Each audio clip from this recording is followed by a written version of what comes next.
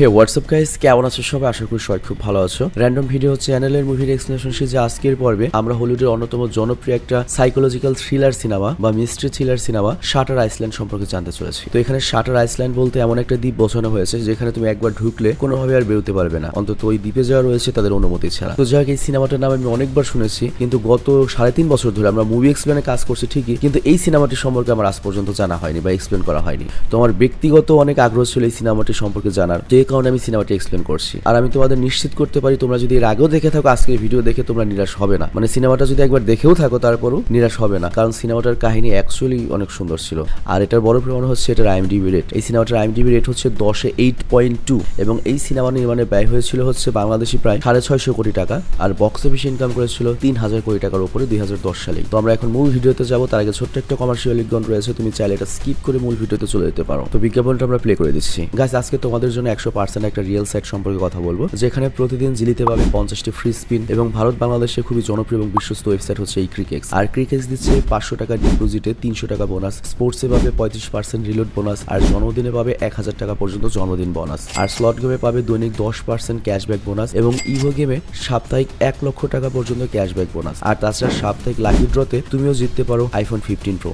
আর টাকা ডিপোজিট এবং উইথড্র করার উভয় ক্ষেত্রে বাংলাদেশ হলে বিকাশ, নগদ, রকেট উপায় এবং ব্যাংক, আর ইন্ডিয়া হলে phone pay, Google pay, UPI bank ব্যবহার করতে পারো। তো আর দেরি কিসের, আমাদের যে পিন কমেন্ট রয়েছে সেখান থেকে ক্রিকেক্স অ্যাপে বিনামূল্যে রেজিস্ট্রেশন করো এবং উপার্জনের যাত্রা শুরু করো। তবে অবশ্যই মনে রাখবে, আমরা যে বিজ্ঞাপনই দেই না কেন বা যে কমার্শিয়াল বিজ্ঞাপনে আসুক না কেন, তোমরা জেনে শুনে বুঝে তারপর সেখানে যাবে। তো বিজ্ঞাপন শেষে আমরা মূল ভিডিওতে চলে আসলাম। তবে গাইজ, ভিডিওটা স্টার্ট করার পূর্বে আমরা একটু ক্ষমা চেয়ে নিচ্ছি। ব্যাপারটা হয়েছে কি, এই সিনেমার নাম হচ্ছে শাটার আইল্যান্ড, কিন্তু স্ক্রিপ্টে লেখা ছিল শাটার আইল্যান্ড, বারবার এটাই লেখা ছিল। আমিও ভুলে ভুলে বারবার শাটার আইল্যান্ডই বলেছি, তো এর জন্য আমি লজ্জিত এবং ক্ষমা প্রার্থী। তো যাই হোক, আমি রিকোয়েস্ট করবো ব্যাপারটা ইগনোর করে তোমরা ভিডিওটা এনজয় করো। তো সিনেমার শুরুতে আমাদের এই সিনেমার প্রধান চরিত্র টেডি ড্যানিয়েলকে দেখানো হয়, আমাদের টাইটানিকের প্রিয় নায়ক ডিক্যাপ্রিওকে। আর টেডি তার পার্টনার চাকের সাথে একটা জাহাজে করে শাটার আইল্যান্ড নামের একটা দ্বীপে যাচ্ছে, কারণ ওই ছোট্ট দ্বীপের মাঝে একটা মানসিক হসপিটাল রয়েছে। আর সেই মানসিক হসপিটাল থেকে 24 ঘন্টা আগে একটা রোগী পালিয়ে গিয়েছে। তো তারা দুজন হচ্ছে গোয়েন্দা, তো তাদের কাজ হচ্ছে ওই রোগীটা কিভাবে পালালো, কোথায় গেল,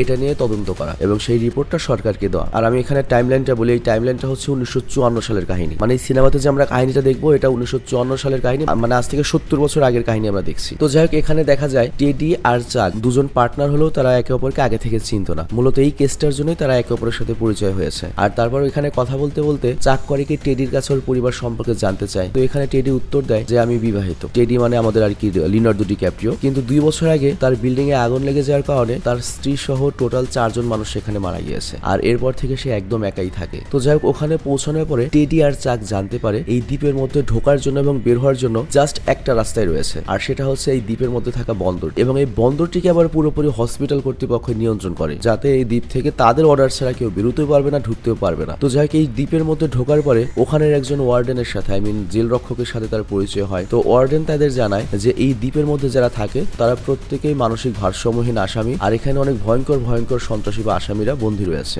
তো এই কারণে এই দ্বীপটাকে কঠিন ব্যবস্থার মাধ্যমে হাই সিকিউরিটিতে রাখা হয়েছে, যাতে কোনোভাবে এখান থেকে কোনো কয়েদি পালাতে না পারে। তো এরপর হসপিটালে ঢোকার আগে ওই ওয়ার্ডেন করে কি, ওদের দুজনের হাত থেকে তাদের বন্দুক দুটো রেখে দেয়। আর তারপর জানায় এই হসপিটালে মোট 3টা বিল্ডিং রয়েছে এবং 3টা ওয়ার্ড রয়েছে। তো ওয়ার্ড এতে সকল মেয়েদেরকে রাখা হয়েছে, ওয়ার্ড বিতে সকল ছেলেদেরকে, আর সবচেয়ে ভয়ঙ্কর আর হিংস্র যে রোগীরা রয়েছে বা সন্ত্রাসীরা রয়েছে তারা ওয়ার্ড সিতে রয়েছে। আর ওয়ার্ড সি এত ডেঞ্জারাস যে সেখানে আমারও কোনো ডক্টরের অনুমতি ছাড়া ঢোকা সম্ভব নয়। আর বিষয়টাতে তোমরা বুঝতেই পারছো, এখানে যারা রয়েছে তারা সন্ত্রাসীও, অপরাধীও, আবার মানসিকভাবে ভারসাম্যহীন। তো বুঝতেই পারছো কত ডেঞ্জারাস একটা জায়গা। তো যাই হোক, এরপর ওরা এখানের যে প্রধান ডক্টর রয়েছে, যার নাম হচ্ছে ডক্টর পলি, তার সাথে দেখা করে। আর ডক্টর পলি তাদেরকে বলে গতকাল এখান থেকে রেচেল স্যালন্ডো নামের একটা মহিলা কয়েদি পালিয়ে গিয়েছে।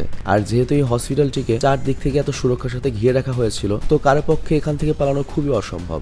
আর সে খুব রহস্যজনকভাবে এখান থেকে পালিয়ে গিয়েছে, ব্যাপারটা খুবই টেনশনের। তো এরপর টেডি তখন ডক্টরকে জিজ্ঞাসা করে, আচ্ছা যে কয়েদিটা পালিয়ে গিয়েছে, ওই রেচেল স্যালান্ডো, সে কি অনেক ভয়ানক ছিল? তো ডক্টর পলি তখন বলে, হ্যাঁ এটা বলা যেতে পারে, কারণ রেচেলের স্বামী দ্বিতীয় বিশ্বযুদ্ধে লড়াই করার সময় মারা গিয়েছিল। আর তারপর থেকে সে 3 ছেলে মেয়ের সাথেই থাকতো। তবে একদিন হঠাৎ করেই সে তার 3 ছেলে মেয়েকে বাড়ির পেছনের পানিতে ডুবিয়ে মেরে ফেলে। আর তারপর সে মানসিক ভারসাম্য হারিয়ে ফেলে এবং এরপর থেকে এই হসপিটালেই তার চিকিৎসা চলছে। তো এখানে যে পয়েন্টটা, যে রেচেল তার 3টা ছেলে মেয়েকে বাড়ির পেছনে পানিতে ডুবিয়ে মেরে ফেলেছে, এই পয়েন্টটা মনে রাখবে, এটা সিনেমার লাস্টে কাজে লাগবে। তো যাই হোক, এখানে ডক্টর আরো বলে রেচেলের মেইন সমস্যা হচ্ছে রেচেল এখনো মনে করে না যে তার ছেলে মেয়ে বা স্বামী মারা গিয়েছে। সে মনে করে তারা এখনো বেঁচে রয়েছে, আর এই কারণে সে নিজেকে একটা কল্পনার জগতের মধ্যে ঢুকিয়ে নিয়েছে। আর ওর কল্পনার জগতে এই হসপিটালটাই হচ্ছে ওর বাড়ি, এবং ওর কল্পনা এখানে যত ডক্টর, নার্স এবং কর্মচারী রয়েছে তারা হচ্ছে ওর বাসার কাজের লোক। তো এই পয়েন্টটা তোমাদের মনে রাখতে হবে।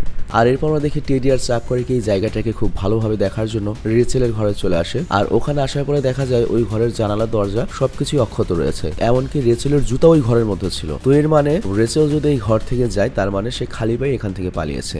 তো এরপর টেডি করে ওই ঘর থেকে নিচের মেঝেতে একটা কাগজের টুকরা খুঁজে পায়, যেখানে লেখা ছিল the law of 4 and who is 67, যেটার মানে হচ্ছে 4-এর নীতি আর কে 67তম। তো যাই হোক, এই কথার অর্থ হসপিটালের কেউ বুঝে উঠতে পারে না। বাট টেডি করে ওই কাগজটা নিজের কাছে রেখে দেয়। ডক্টর পলিকে বলে, এখানে যতগুলো ডক্টর, নার্স এবং কর্মচারী রয়েছে আমি সবার সাথে কথা বলতে চাই। তো এখানে সকল কর্মচারীদের এক জায়গায় করা হয়, বাট আমরা দেখতে পাই কেউ টেডিকে কিন্তু লিওনার্দো ডিক্যাপ্রিওকে কিন্তু সিরিয়াসলি নিচ্ছে না। তো যাই হোক, এখানে কথা বলার পরে টেডি জানতে পারে যে ওখানে যে দায়িত্বে থাকা কর্মচারী ছিল রেচেলের রুমের সামনে, সে কিছু সময়ের জন্য বাথরুমে গিয়েছিল, আর ওই সুযোগে হয়তো রেচেল সেখান থেকে পালিয়ে গিয়েছে। আর এরপর ওদের সাথে কথা বলে টেডি আরো জানতে পারে যে রেচেলকে যে চিকিৎসা করত বা রেচেলের যে প্রধান ডক্টর ছিল তার নাম হচ্ছে ডক্টর শিহান, আর সে আজ সকালে এখান থেকে ছুটি নিয়ে বেশ কিছুদিনের জন্য গ্রামের বাড়ি চলে গিয়েছে। তো এই পয়েন্টটা তোমাদের মনে রাখতে হবে যে রেচেলের প্রধান ডক্টর ছিল হচ্ছে ডক্টর শিহান, এবং সে সকালেই গ্রামের বাড়ি চলে গিয়েছে। তো এই ডক্টর শিহানকে এরপর যখন জানবে তোমরা কিন্তু টাসকি খেয়ে যাবে, মনে রাখতে হবে ডক্টর শিহানকে। তো যাই হোক, সবার সাথে কথা বলার পরে চাক আর টেডি করে কি সেই রাত আবারও ডক্টর পলির কোয়ার্টারে যায়, এবং সেখানে যাওয়ার পরে তাদের পরিচয় হয়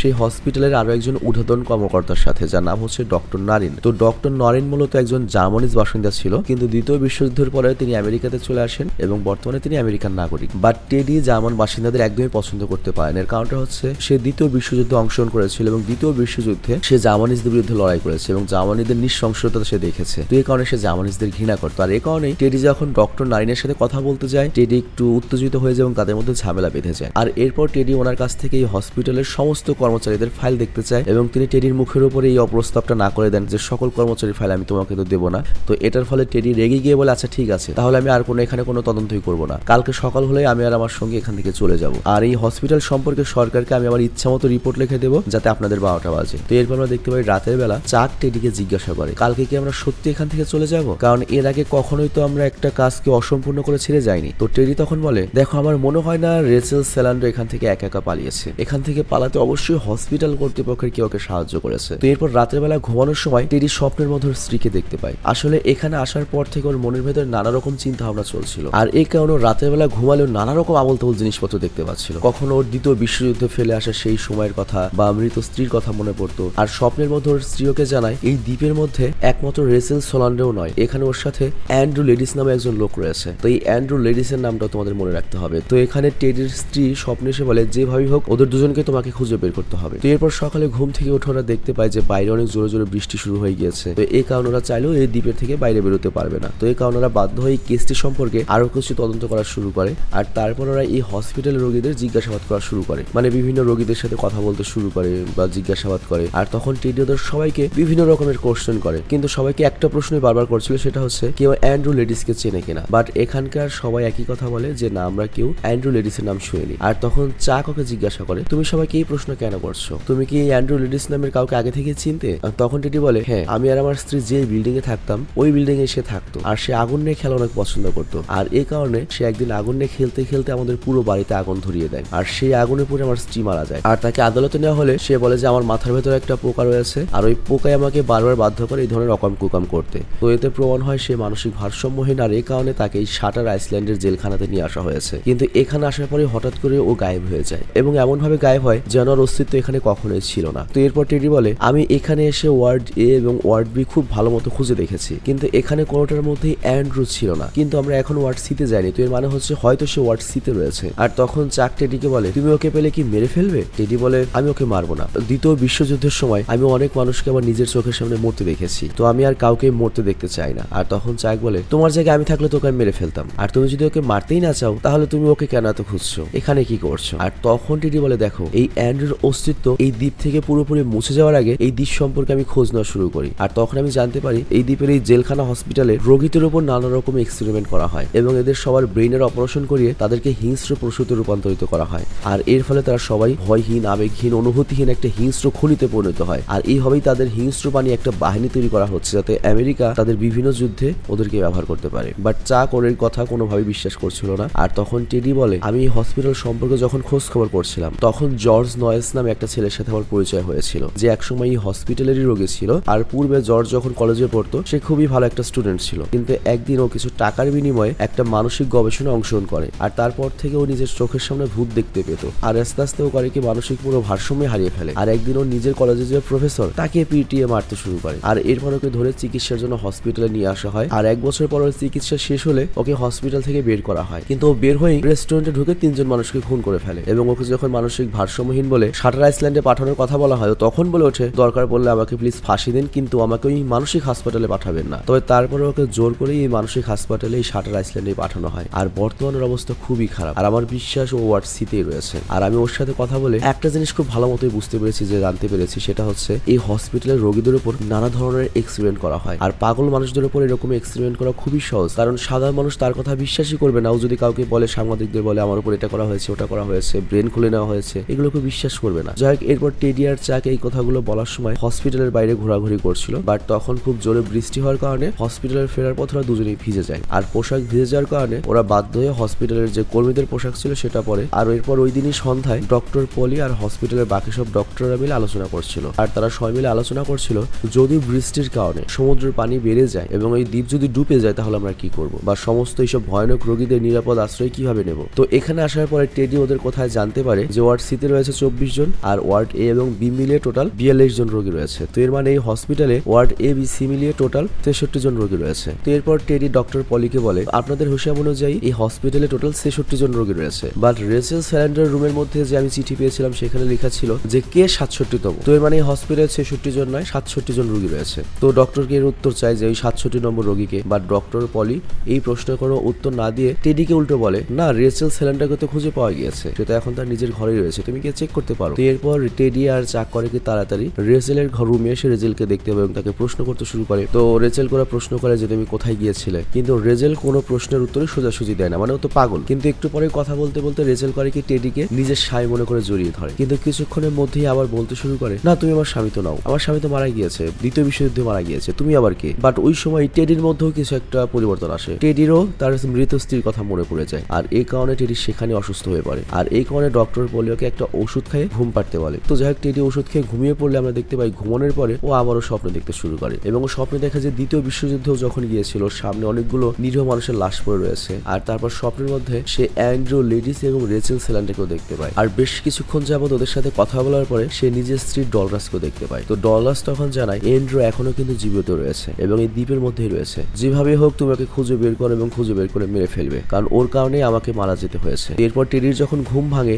টেডি তখন চাককে নিয়ে রুমের বাইরে বের হয়। আর বাইরে বেরিয়ে দেখে কালকে রাত্রে প্রচুর ঝড় বৃষ্টি হওয়ার কারণে হসপিটালের বেশ ক্ষতি হয়েছে এবং রোগীরাও বের হয়ে গিয়েছে। আর এই কারণে হসপিটালের সমস্ত কর্মীরা এই সবকিছু ঠিকঠাক করার চেষ্টা করছিল। আর এটা দেখা পরে চাক বলে, দেখো সবাই নিজেদের কাজে ব্যস্ত হয়ে গিয়েছে, তার মানে কি। টেডি তখন বলে, তার মানে হচ্ছে আমরা খুব সহজে এখন ওয়ার্ড সিতে ঢুকে যেতে পারবো। আর যেহেতু কাল রাতে আমাদের পোশাক ভিজে যাওয়ার কারণে আমরা এখানকার কর্মচারীদের পোশাক পরেছি, তো আমরা খুব সহজে এখানকার কর্মচারীদের সাথে মিশে ওয়ার্ড সিতে যেতে পারবো। তো এরপর ওরা করে কি ভেতরে ঢোকে এবং খোঁজাখুঁজি করার জন্য টেডি আর চাক দুজনে আলাদা হয়ে যায়। এবং বেশ কিছুক্ষণ যাবত অ্যান্ড্রু লেডিসকে খোঁজাখুঁজি করার পরে টেডি কিছুক্ষণ পরে জর্জ নয়েসকে খুঁজে পায়। জর্জ নয়েস হচ্ছে সেই ছেলেটি যার কাছ থেকে টেডি হসপিটালে যে কি অকম কুকম হয় এটা জানতে পেরেছিল, তোমাদের নিশ্চয়ই মনে আছে। তো যাই হোক, টেডি দেখতে পায় যে জর্জের সারা মুখে অনেক আঘাতের চিহ্ন। তো টেডি ওকে জিজ্ঞাসা করে, তোমার এই অবস্থা কে করলো। জর্জ তখন বলে, তুমি আমার এই হাল করেছো। টেডি তখন বলে, কি বলছো তুমি, কিন্তু যেভাবে হোক আমি তোমাকে এখান থেকে বের করে নিয়ে যাবো, তোমাকে আমি বাঁচাবো। বাট জর্জ তখন বলে, তোমার কি মনে হয় তুমি এটা পারবে? এটা কখনোই সম্ভব নয়। তুমি কি মনে করেছো তুমি এখানে তদন্ত করতে এসেছো? তুমি একটা গোয়েন্দা, বা এখানে তুমি কোন উদ্দেশ্যে এসেছো? এখানকার এটা কেউ যায় না, ওরা তোমার উপর সবসময় নজর রাখছে। তুমি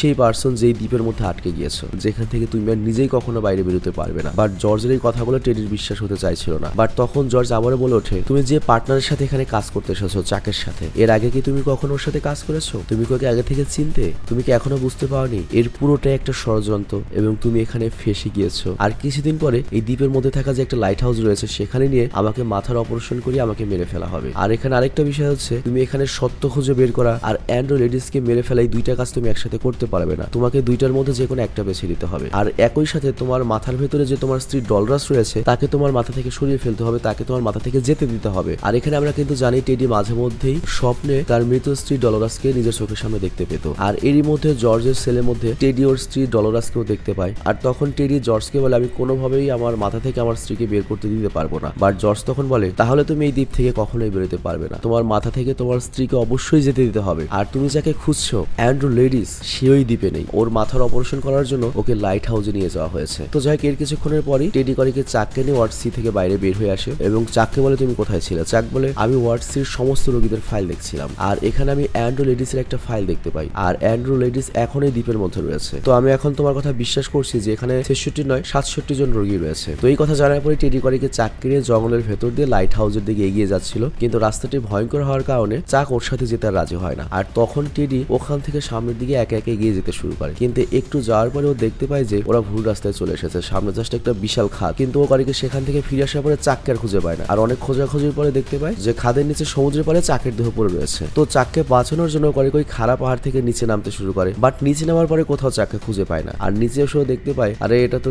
কোনো মানুষ ছিল না, এটা জাস্ট একটা পাথরের টুকরা যেটার মধ্যে দাগ রয়েছে, ওপর থেকে দেখে মানুষের মতো লাগছিল। কিন্তু তখনই টেডি ওই পাহাড়ের মধ্যে খাড়া পাহাড়ের মধ্যে একটা গুহা দেখতে পায় যেখান থেকে আগুনের আলো আসছিল। তো এই জন্য করিকে তাড়াতাড়ি গুহার মধ্যে ঢুকে পড়ে যেখানে আগে থেকে একটা মহিলা ছিল। তো টেডি তখন ওর কাছে তার পরিচয় জানতে চায়। তো উনি তখন বলে আমার নাম হচ্ছে রেসেল। তো তাহলে জেলের মধ্যে যে মহিলা রয়েছে সে কে? তো অ্যাকচুয়ালি জেলের মধ্যে যে মহিলা রয়েছে সে অরিজিনাল রেসেল সালান্ডো নয়। এই মহিলাটা বলে যে আমি হলাম আসল রেসেল সালান্ডো আর একসময় আমি হসপিটালের ডক্টর ছিলাম, কিন্তু আমি যখন জানতে পারি এখানকার সমস্ত রোগীদের ব্রেনের অপারেশন করে হিংস্র বানানো হচ্ছে, আস্তে আস্তে ওদের আবেগ ভয় ডর সব অনুভূতি ফেলে দেওয়া হচ্ছে আর এই কারণে ওরা অতীতটা ভুলে যাচ্ছে এবং ওরা একটা হিংস্র পশুতে পরিণত হচ্ছে, তখন আমি প্রতিবাদ করা শুরু করি। কিন্তু এরপর আমাকেও আস্তে আস্তে পাগল বলতে শুরু করে এবং এরপর আস্তে আস্তে আমারও ব্রেন অপারেশন করে আমাকে পাগল বানানোর চেষ্টা করা হচ্ছিল। আর তারপর আমি সুযোগ পেয়ে নিজের জীবন বাঁচানোর জন্য এই দ্বীপের মধ্যে এখনো লুকিয়ে বেড়াচ্ছি আর এই দ্বীপ থেকে বেরোনোর কোনো সিস্টেমই নেই। আসলে ওরা চায় না যে ওরা কি করছে এই গোপন খবর পৃথিবীতে যাক বা বাইরের পৃথিবীর মানুষ জানতে পারুক। আর এখানকার যত অপারেশন গুলো সবই লাইট হাউসের মধ্যেই করা হয়। আর তুমি যেহেতু এত কিছু তথ্য জেনে গিয়েছো, তোমাকেও তারা এই দ্বীপ থেকে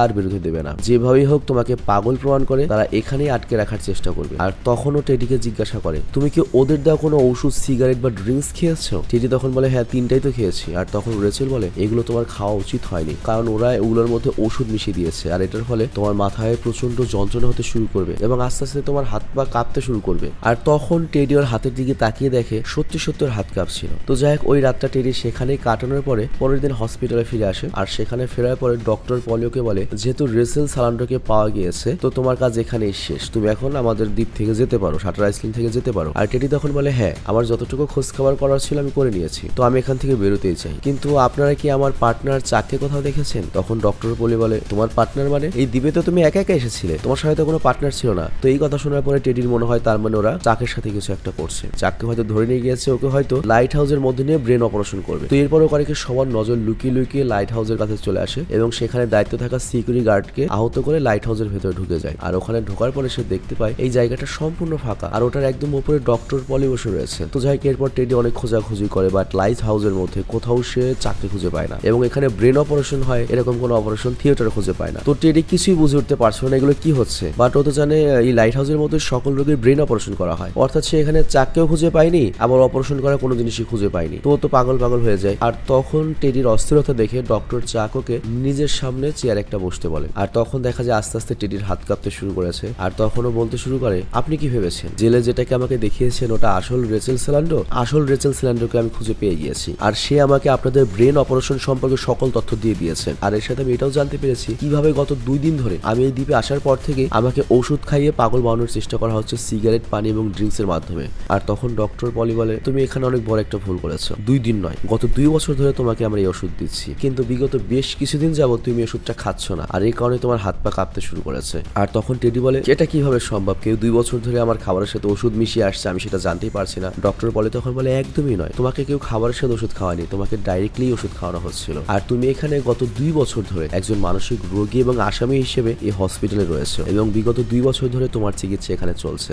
আর তখন টেডি বলে আপনি কি ভাবছেন আপনার কথা আমি বিশ্বাস করবো? আমি একজন গোয়েন্দা, আমি সরকারের তরফ থেকে এসেছি এই হসপিটালে তদন্ত করার জন্য। আর তখন ডক্টর বলে হ্যাঁ 2 বছর আগে তুমি একজন গোয়েন্দা ছিলে বাট বিগত 2 বছর ধরে তুমি এই হসপিটালে রয়েছো এবং তুমি হচ্ছে এই হসপিটালের 67তম রোগী। আর তখন সে টেডিকে ওই ইনটেক ফর্মটা দেয় যেটার মধ্যে টেডি ভর্তি হওয়া থেকে এই পর্যন্ত কি কি হয়েছে সকল তথ্য ছিল। তবে এটা দেখার পরেও টেডি কোনোভাবে ডক্টর পলের কথা বিশ্বাস করতে চাচ্ছিলেন এবং বারবার একই প্রশ্ন করতে থাকে আমার পার্টনার চাক কোথায়। আর তখন ডক্টর পলি বলে আচ্ছা ঠিক আছে আমি বুঝতে পেরেছি, আমি তোমাকে অন্যভাবে বোঝাচ্ছি। আর তারপর উনি একটা বোর্ড দেখিয়ে বলেন এটা হলো তোমার রুলস বা 4 এর নীতি। আর তারপর সেই বোর্ডের মধ্যে 4টা নাম লেখে। একটা নাম ছিল হচ্ছে Edward Daniel, Andrew ladies, Russell Salando, Dolores Chanel. তো ডক্টর পলি তখন বলে এই 4টা নামের মধ্যে 13টা করে অক্ষর রয়েছে, আর এখানে 2টি নাম অরিজিনাল আর 2টি নাম থেকে নকল নাম তুমি বানিয়েছো। যেমন অ্যান্ড্রু লেডিসকে বানিয়েছে হচ্ছে এডওয়ার্ড ড্যানিয়েল, আর ডলোরাস চ্যানেল থেকে বানিয়েছে হচ্ছে রেসেল স্যালান্ডো। তো তুমি যে অ্যান্ড্রু লেডিসকে খুঁজছিলে মারার জন্য, সেই অ্যান্ড্রু লেডিস তুমি, আর তোমার স্ত্রীর নাম হচ্ছে ডলোরাস চ্যানেল, আর তার স্ত্রীর নাম থেকে তুমি ওই রেসেল স্যালান্ডো নামে আরেকটা ক্যারেক্টার তৈরি করেছো। অ্যাকচুয়ালি 2 বছর আগে তুমি একটা অপরাধ করেছিলে, যার শাস্তি স্বরূপ তোমাকে এই দ্বীপে নিয়ে আসা হয়, কিন্তু তুমি তোমার সেই দোষটাকে কোনোভাবে স্বীকার করতে চাও না। আর এর জন্য তুমি তোমার চারদিকে একটা কল্পনার নকল জগৎ বানিয়ে রেখেছো। আর ওই কল্পনার জগতে তুমি খুবই ভালো মানুষ, তুমি আমেরিকার একজন গোয়েন্দা এবং এই দ্বীপে একটা রহস্য উদ্ঘাটনের জন্য এসেছো। আর এখানে তুমি নিজেই কিন্তু অ্যান্ড্রু লেডিস, বাট তোমার নাম বদলে তুমি এডওয়ার্ড ড্যানিয়েল বা টেডির নাম দিয়েছো। তবে টেডি বা এডওয়ার্ড ড্যানিয়েলস আমার পক্ষে যদি সম্ভব হতো তাহলে আমি তোমাকে কল্পনার জগতে থাকতে দিতাম, বাট তুমি খুবই ভয়ঙ্কর একজন রোগী। তুমি মাঝে মধ্যে এখানকার গার্ডদের উপর আক্রমণ করো, এমনকি অন্যান্য রোগীদের ধরো মারধর করো, জিজ্ঞাসাবাদ করো, মানে তোমার ভেতর সেই গোয়েন্দা ভাবটা এখনো যায়নি। আর কিছু সপ্তাহ আগে তুমি জর্জ নয়েজ নামের একটা ছেলেকে অনেক খারাপ ভাবে মেরেছো, যাকে তুমি তোমার ক্লাসমেট মনে করো এবং তুমি ধারণা করো ওর কাছ থেকে তুমি এই হসপিটাল সম্পর্কে সকল তথ্য পেয়েছিলে। মূলত তুমি ওকে আঘাত করেছো, মূলত তুমি ওকে এরকম নিজের কল্পনায় ওকে এরকম কিছু একটা মনে করো। তো টেডি তখন বলে আমি ওকে কেন মারবো? ডক্টর পলি তখন বলে ওকে মারার আরেকটা কারণ রয়েছে, সেটা হচ্ছে ও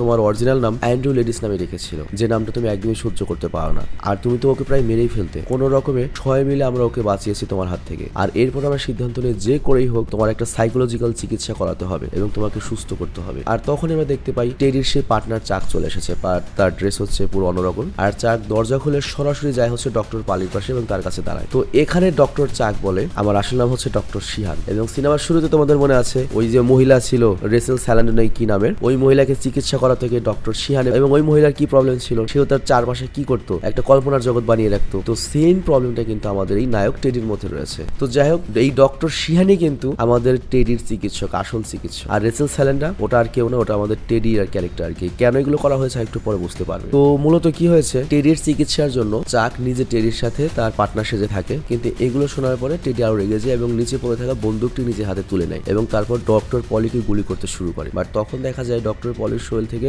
রক্ত বের হয় ঠিকই, কিন্তু ডক্টর পলির কিছুই হয় না। আর এরপর যখন টেডি বন্দুকটি দেখে তখন সে দেখে এটা তো কাঠের তৈরি নকল বন্দুক। আর তারপর ডক্টর পলি আর ডক্টর শিহান দুজনে মিলে ওকে অতীতের কথা মনে করতে বলে এবং আস্তে আস্তে ওকে ওর স্ত্রী এবং ছেলে মেয়ের ছবি দেখাতে শুরু করে। আর এগুলো দেখার পর আস্তে আস্তে টেডির অতীতের কথাগুলো মনে পড়তে শুরু করে। আর এখান থেকে পুরো ঘটনা চলে যায় হচ্ছে অতীতে, যেখানে দেখা যায় দ্বিতীয় বিশ্বযুদ্ধ চলাকালীন সময় টেডি তার নিজের চোখের সামনে অনেক মানুষকে মারা যেতে দেখেছে। আর এই কারণে একটা ট্রমায় চলে যায় এবং প্রচন্ড মানসিক আঘাত পেয়েছিল এবং যুদ্ধ থেকে আসার কয়েক বছর পরও ওই জিনিসগুলোকে ভুলতে পারেনি। আর এই যন্ত্রণায় প্রচুর পরিমাণে মদ খেতে শুরু করে। আর এর ফলে যেটা হয়, ওর ব্রেনের মধ্যে কিন্তু ওই অ্যালকোহলকে অটোমেটিক্যালি ওর ব্রেনের মনে করে ভারসাম্য নষ্ট করা শুরু করে। আর এদিকে আবার অ্যান্ড্রুর বাড়িতে স্ত্রী এবং 3টা বাচ্চা ছিল, কিন্তু সমস্যা হচ্ছে কি অ্যান্ড্রুর যে স্ত্রী ওরও মানসিক সমস্যা ছিল। তো একদিকে অ্যান্ড্রু বা মনে করে আমাদের টেডি সারাদিন মদের নেশায় থাকতো, মাথায় সমস্যা, তার জন্য স্ত্রীর সাথে সময় দিতে পারতো না। আবার স্ত্রীও মনে করো যে এত পাগলা ছিল, সে একদিন রেগে অ্যান্ড্রুর সাথে পুরো বাড়িতে আগুন ধরিয়ে দেয়। বাট তখন কোনো রকমে অ্যান্ড্রু আমাদের টেডি কনফিউজড হয়ে যায় না, একজনই পার্সন। অ্যান্ড্রু হচ্ছে আসল নাম, টেডি হচ্ছে আর কি সিনেমার নাম বা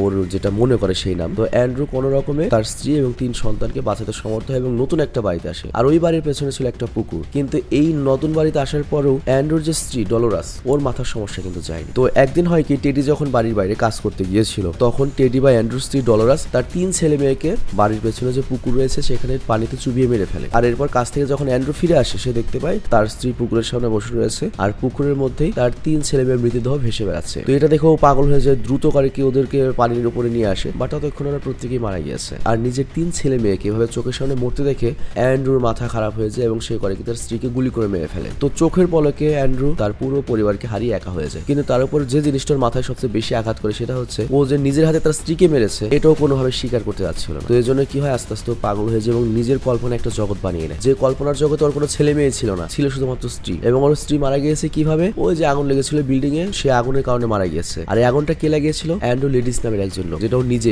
ওর নিজের হাতে হত্যা করেছে। তো এই ঘটনার পর থেকে ওর নিজের নামকে এতটাই ঘৃণা করতে শুরু করে যে ওর নিজের নামটাও চেঞ্জ করে দেয়। ওর নিজের নাম রাখে হচ্ছে এডওয়ার্ড ড্যানিয়েলস বা টেডি। তো এরপর যখন ওকে আদালতে নিয়ে যাওয়া হয়, দেখা যায় মানসিক ভারসাম্যহীন, ওকে চিকিৎসার জন্য পাঠানো হয় শাটার আইল্যান্ডে। কিন্তু ও যেহেতু গোয়েন্দা ছিল, শাটার আইল্যান্ডেও যখন আসে ওর কাছে মনে হয় আমি এখানে তদন্ত করতে এসেছি, আর এই দ্বীপের মধ্যেই অ্যান্ড্রু লেডিস এবং রেসেল স্যালান্ডোকে খুঁজতে এসেছি। তো আগের দিন পাহাড়ের সেই গুহার মধ্যে যে রেসেল স্যালান্ডোকে ও দেখতে পেয়েছিল, আসলে ওই ক্যারেক্টার এক্সিস্টই করে না, বাস্তবতা নেই, ওর মাথার কল্পনা এটা। আর আমরা জানি ও কিন্তু কল্পনার জগৎ বানিয়ে রাখে মাথায়। তো যাই হোক, এরপর ওই কল্পনা কল্পনা থেকেও ভাবতে শুরু করে এই দ্বীপের সমস্ত রোগীকেই ব্রেনের অপারেশন করা হয় এবং এতদিনও ডক্টর সিহানকেও নিজের পার্টনার ভেবে আসছিল। তো এখানে আসলে কি হয়েছে, আমাদের টেডি কল্পনার জগতে এতটাই ডুবে ছিল যে বাস্তবে ফিরে আসার জন্য খুবই কঠিন বা ওকে সুস্থ করার কোনো টেকনিকই ছিল না। তো এই জন্য ডক্টর পলি এবং ডক্টর সিহান মিলে ঠিক করে অ্যান্ড্রু যে কল্পনার জগতে বেঁচে রয়েছে ওই কল্পনার জগৎটাই আমরা এখানে নাটক করবো সবাই। আর সেই হিসাবে বিগত বেশ কিছুদিন ধরে ডক্টর পলি, ডক্টর সিয়ান এবং এই হসপিটালের সমস্ত কর্মচারীরা মিলে টেডির সাথে ওই নাটকে অংশগ্রহণ করে। আর এই হসপিটালের মধ্যে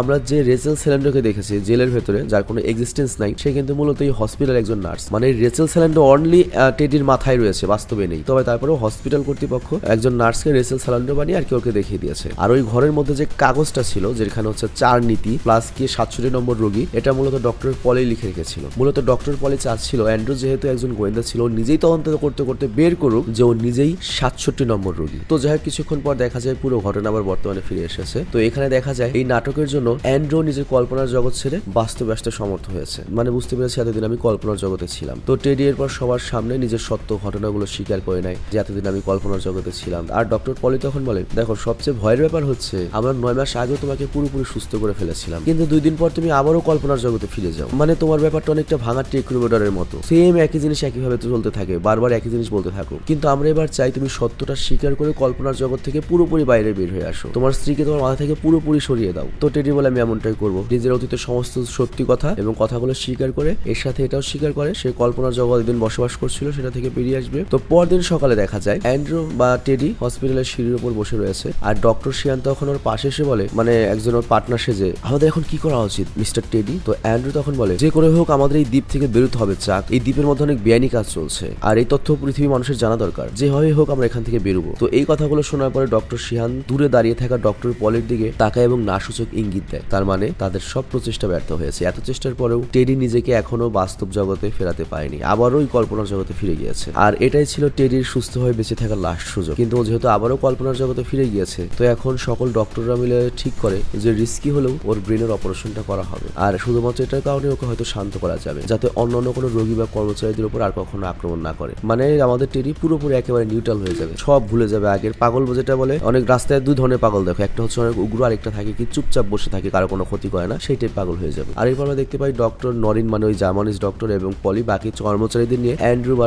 টেডির দিকে আসছে। আর অ্যান্ড্রু বা টেডিও এই শাস্তিটা গ্রহণ করার জন্য নিজে থেকে ওদের দিকে এগিয়ে যায়। আর যাওয়ার আগে নিজের পাশে বসে থাকা ডক্টর সিয়ানকে বলে, জানো আমি মাঝে মাঝে ভাবি কোনটা সঠিক আর কোনটা খারাপ, আসলে এটা আমি ডিসাইড করতে পারি না, খারাপ মানুষের বেঁচে থাকা ভালো হবে নাকি ভালো মানুষের মরে যাওয়া ভালো হবে। তো এই কথা শোনার পরে তো ডক্টর সিয়ান চমকে যায় এবং পেছন থেকে ওকে ডাকতে শুরু করে, কিন্তু টেডি কোনো জবাব না দিয়ে সোজাসুজি অপারেশনের দিকে এগোতে থাকে। তো লাস্টে আমাদের টেডি বা অ্যান্ড্রু যে কথাটা বলেছে এটা থেকে আমরা স্পষ্ট বুঝতে পেরেছি ও পুরোপুরি সুস্থ হয়ে গিয়েছে, কিন্তু তারপরেও চাচ্ছিল ওর ব্রেনের অপারেশন হোক যাতে ও সবকিছু ভুলে যায় এবং ওকে অতীতের ওই যন্ত্রণা নিয়ে বেঁচে থাকতে না হয় যে ওর কারণে ও পুরো পরিবারকে হারিয়েছে। আর এই কারণে শাস্তিটা নেওয়ার জন্য ও ব্রেন অপারেশন করার জন্য এগিয়ে যাচ্ছে। আর এখানেই এই মনে করো যে মাথার উপর প্রেশার দিয়ে সিনেমাটা শেষ হয়ে যায়। এই পুরো গল্পটা কিন্তু আমাদের মাথার উপর প্রেশার করে দিয়েছে এবং এই সিনেমা দেখার পর আমি একটা জিনিসই বলবো, শালা আমি নিজেই পাগল হয়ে গিয়েছি, আমাকে নিজেকেই পাগল মনে হচ্ছে। তো যাই হোক তোমাদের কাছে কেমন লেগেছে সিনেমাটি কমেন্ট অবশ্যই জানাবে। ভালো থাকবে, সুস্থ থাকবে, টেক কেয়ার, আল্লাহ হাফেজ।